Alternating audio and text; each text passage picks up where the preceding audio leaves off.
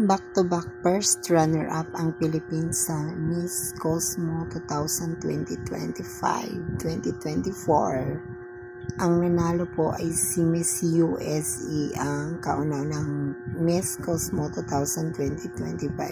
First ever si Miss USA sa Miss Cosmo 2025. Sa Q&A show naman ay pinakita ni Chelsea Fernandez ang kanyang husay sa pagsagot ng question-answer portion. Samantala si Q&A show naman si USA, ang maganda rin naman ang kanyang sagot sa preliminary competition ng Miss Cosmo 2025. According per Chelsea Fernandez, Sultan Kudarat is very peaceful and culturalized.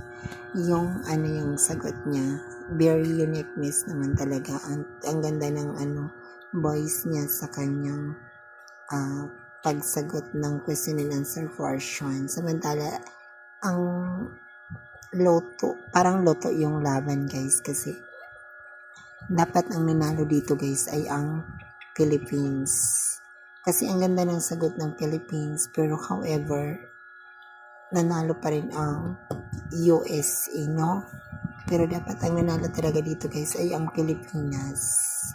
Aside from the very started for Queen of Chelsea Fernandez, ay ang ganda ng hour ni Chelsea Fernandez is as first runner-up. Sa voting naman is 1 million votes si Fernandez, tapos nag 3 billion siya sa voting, no? Kasi ang mga Pilipino ay sumusuporta talaga sa kandidata natin bilang isang Filipino. Ganon. Si Chelsea Fernandez, guys, ay pinakamagandang babaeng dilag sa Sultan Kudarat.